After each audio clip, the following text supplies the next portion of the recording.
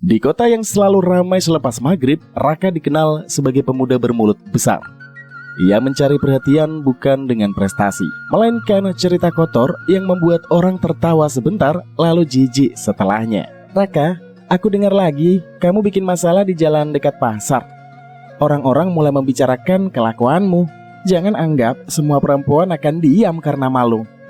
Sekali ada yang berani bicara, hidupmu bakalan kelar, bakal hancur. Kamu terlalu penakut Dan. Kota ini penuh orang sibuk. Mereka itu cuma lihat sebentar lalu lupa. Aku kan cuma bercanda, cuma iseng-iseng, mengambil sedikit sensasi dari hidup yang membosankan. Iseng bagi kamu bisa jadi luka yang panjang bagi orang lain. Kamu bukan anak kecil lagi. Kalau terus merendahkan perempuan, suatu hari kamu akan berdiri sendirian tanpa pembela. Orang-orang membela yang kuat, bukan yang benar. Selama aku punya uang, motor bagus dan mulut yang bisa memutar cerita, semua tuduhan bisa terdengar seperti drama yang murahan.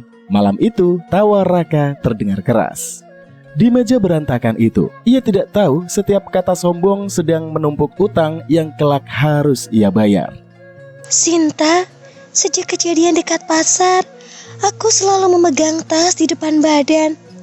Orang mungkin bilang aku berlebihan, tapi rasanya ruang aman di tubuhku dirampas begitu saja. Kamu tidak berlebihan, Maya. Yang salah itu pelakunya. Kita bisa susun cerita dengan jelas. Ingat jam, tempat, dan juga cirinya. Kamu tidak harus menelan semuanya sendiri. Aku takut orang menertawakanku, Sin. Pelaku seperti itu sering merasa tindakannya kecil. Padahal aku pulang dengan tangan gemetar dan kepala penuh rasa malu yang bukan milikku. Malu itu harus kembali ke orang yang melakukan. Kamu tetap Maya yang sama, bekerja keras, baik, dan tidak bersalah. Kita hadapi pelan-pelan ya, dengan cara rapi. Aku cuma ingin dia berhenti, bukan hanya kepadaku. Aku takut ada perempuan lain diperlakukan seperti barang di jalan, lalu dipaksa diam karena tidak mau ribut. Makanya kita mulai dari mencatat semuanya. Kebenaran memang tidak bisa langsung menang, tapi kebenaran yang disimpan rapi punya tenaga besar saat waktunya datang. Percaya deh. Raka, ibu menemukan komentar orang di ponselmu. Mereka menyebut kamu pengganggu perempuan. Ibu tidak mau sih percaya begitu saja, tapi ibu juga tidak bisa pura-pura tidak melihat. Bu, komentar internet itu sampah. Orang iri bisa menulis apa saja. Aku sedang membangun nama untuk jualan aksesoris motor. Kalau ramai dibicarakan, dagangan ikut naik. Nama yang dibangun dari rasa takut orang lain itu bukan rezeki, Nak. Itu lubang. Semakin kamu merasa naik, semakin dalam tempat jatuhmu nanti. Ibu selalu bicara seperti hidup ini itu sederhana. Kalau aku terlalu sopan, aku diinjak. Kalau aku berani, aku ditakuti. Dunia sekarang milik orang yang pemberani, Bu. Berani itu melindungi yang lemah, bukan mengganggu mereka. Jangan jadikan tubuh perempuan sebagai bahan candaan. Doa ibu tidak akan menutupi dosa yang sengaja kamu ulang. Sudahlah, Bu. Aku tahu batas. Orang hanya suka membesar-besarkan cerita kecil supaya terlihat suci di depan orang lain. Aku datang bukan untuk nongkrong. Ada kabar dari anak pasar. Maya mengenali motor dan jaketmu. Kalau benar, kamu harus minta maaf sebelum semuanya jadi tambah panjang. Minta maaf berarti mengaku dong. Aku tidak sebodoh itu. Lagi pula, siapa yang percaya pegawai toko roti melawan orang yang punya banyak teman di jalan? Teman di jalan tidak sama dengan saksi kebenaran. Aku tidak mau namaku terseret. Mulai hari ini, jangan pakai aku sebagai alibi. Kalau nantinya ada orang-orang yang bertanya, kamu mendadak sok bersih. Dulu kamu juga tertawa saat aku cerita. Jangan sekarang pura-pura jadi malaikat hanya karena ada yang mulai berani bicara dan bersuara. Aku tertawa karena bodoh dan aku malu. Tapi malu bisa membuat orang berhenti. Kamu malah menjadikan malu orang lain sebagai hiburan. Pergilah kalau mau. Aku tidak butuh teman yang gemetaran hanya karena gosip pasar seperti sampah. Maya tidak mencari panggung. Ia hanya ingin jalannya kembali terasa miliknya. Bersama Sinta, ia mendatangi pos keamanan pasar, membawa catatan kecil yang ditulis rapi. Pakaianku hari ini biasa saja. Jalanku juga biasa. Aku tidak ingin pertanyaan orang berbelok ke diriku. Tolong catat, masalahnya bukan pada korban, tapi pada pelaku. Tenang saja, Sin. Aku sudah tulis jam, arah motor, warna jaket, dan bagian nomor plat yang sempat terlihat. CCTV mungkin buram, tapi pola kejadiannya tenang aja, bisa membantu kok. Aku belum siap bertemu dia langsung. Namun, aku ingin laporan ini ada. Setidaknya kalau dia mengulang lagi, tidak ada yang berkata ini kejadian pertama. Benar, kita tidak perlu membuat keramaian palsu. Kita cukup membuat catatan yang kuat, supaya dia tidak bisa bersembunyi di balik kata bercanda. Di atas meja kayu yang lecet, catatan Maya diletakkan. Belum ada hukuman, belum ada azab yang nampak, baru ada keberanian kecil yang mulai berdiri. Danu, kamu lihat pesanan hari ini? Ramai sekali kan? Orang-orang itu suka karakter yang pemberani. Mereka tidak peduli moral selama barang murah dan penjualannya rame. Pesanan ramai bukan tanda kamu benar. Aku datang hanya mengambil helm titipan. Setelah itu, jangan ajak aku untuk membuat konten, keliling atau jadi alibi. Kamu takut pada Maya. Dia cuma satu orang. Kalau dia bicara, aku bisa bilang dia cari perhatian. Netizen itu senang cerita yang dibuat abu-abu. Justru itu membuatku muak. Kamu bukan hanya berbuat salah, kamu juga menyiapkan cara agar korban terlihat salah. Itu bukan cerdik, itu busuk. Busuk tapi laku. Hidup ini pasar dan selama ada yang membeli, berarti barangku punya nilai. Ada nilai yang tidak bisa dibayar dengan transfer. Saat semua terbongkar, uangmu hanya jadi angka kosong di layar. Raka, aku tahu itu kamu. Aku tidak datang untuk berdebat panjang. Aku hanya ingin mendengar satu kalimat jujur dari mulutmu sebelum melanjutkan laporan. Kamu salah orang, Maya. Banyak pria pakai jaket hitam dan motor merah. Jangan karena kamu terluka, semua orang yang mirip langsung kamu jadikan sebagai pelaku. Aku mengingat suara tertawamu. Aku mengingat cara kamu menoleh setelah membuatku takut. Hal-hal seperti itu tidak hilang hanya karena kamu bicara tenang. Hati-hati, tuduhan tanpa bukti itu bisa berbalik. Orang bisa bertanya, kenapa kamu baru bicara sekarang? Kenapa tidak langsung berteriak? Kenapa ceritamu itu terlalu rapi dan terstruktur? Aku baru bicara sekarang karena butuh tenaga untuk berdiri. Dan ceritaku rapi karena luka yang kacau harus kususun agar orang mau mendengar. Silahkan susun apapun. Aku juga bisa menyusun cerita dan ceritaku biasanya lebih mudah untuk dipercaya. Maya, dari pemeriksaan umum tidak ada luka fisik berat yang perlu tindakan khusus. Namun saya menulis keluhan panik, sulit tidur, dan takut keluar rumah sebagai catatan medis. Terima kasih Dokter Arman. Saya sering merasa bersalah karena tidak bisa langsung marah. Saya malah diam. Lalu setelah sampai rumah, baru dok saya bisa menangis. Respon setiap orang memang berbeda. Diam bukan persetujuan. Tubuh dan pikiran sering memilih bertahan dulu. Jangan biarkan komentar orang awam membuat Anda menghakimi diri sendiri.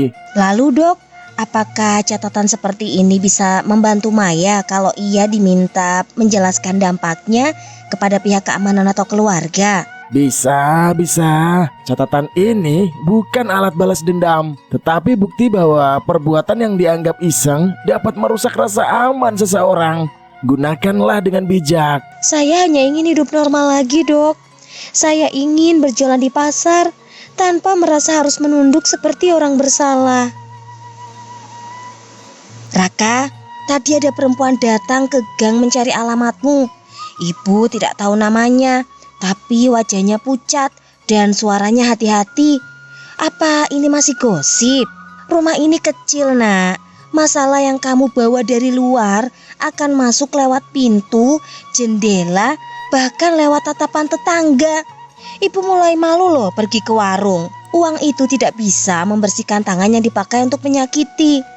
Ibu mohon nak, temui perempuan itu, minta maaf dan hentikan semua sebelum terlambat. Danu, Maya tidak ingin kamu jadi musuh siapapun.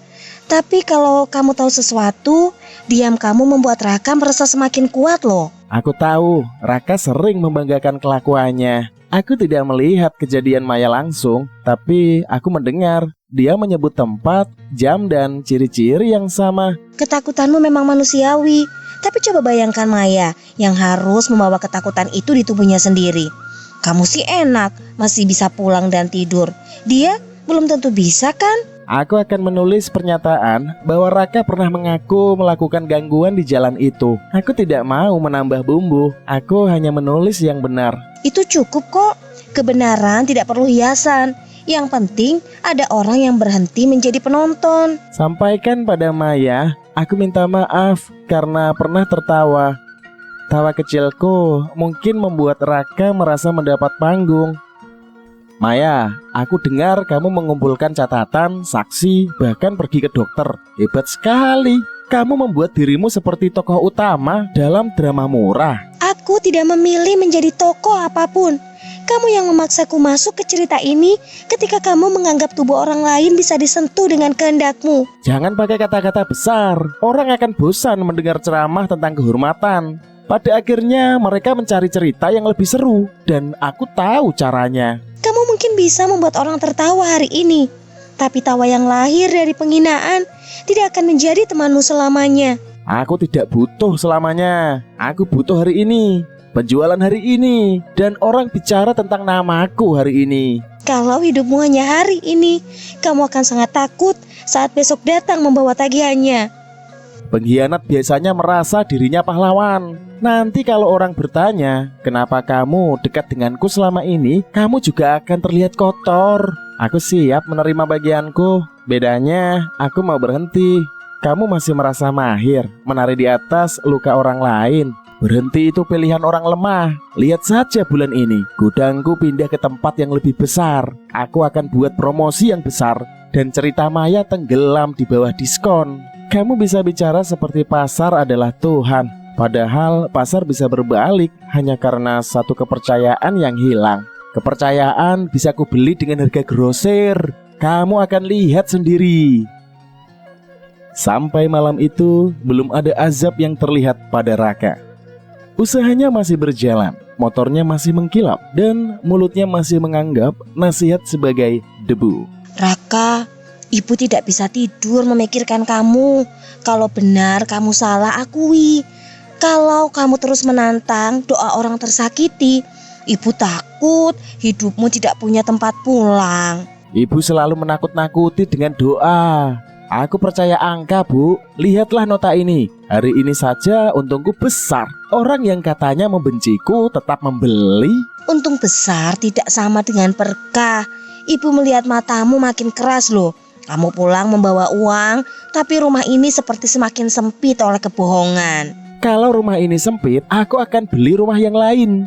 Kalau orang menuduh, aku akan bayar orang lain untuk bicara. Tidak ada yang bisa menjatuhkanku. Kata-kata itu menutup malam Raka. Pintu masih utuh, lampu masih terang, dan dunia seolah masih berpihak kepadanya. Saat dini hari tiba, barulah azab dan kehancuran mulai menampakkan wajahnya. Pesanan dibatalkan, rekening dibekukan karena laporan penipuan, gudang rusak, dan tubuh Raka menunjukkan bercak hitam seperti bekas bara. Danu, lihat gudangku, semua stok rusak, aplikasiku tidak bisa dibuka, pelanggan meminta uangnya kembali. Tadi kulitku panas seperti ditempeli api, tapi tidak ada kompor yang menyala. Aku datang karena Bu Lestari menangis meneleponku. Raka, ini bukan sekedar bisnis jatuh. Di lehermu ada bercak hitam yang sangat jelas, dan bau hangus keluar dari bajumu. Jangan bicara seperti orang kampung, pasti ada yang sabotase ini. Maya, Sinta, mungkin kamu juga. Kalian iri kan ngelihat aku hampir besar, lalu membuat sistemku runtuh. Bahkan sekarang kamu masih mencari kambing hitam. Lihat pesan marketplace, semua toko mitramu memutus kerjasama karena rekaman pengakuan lamamu itu tersebar. Uangmu hilang bersama kepercayaan yang kamu injak.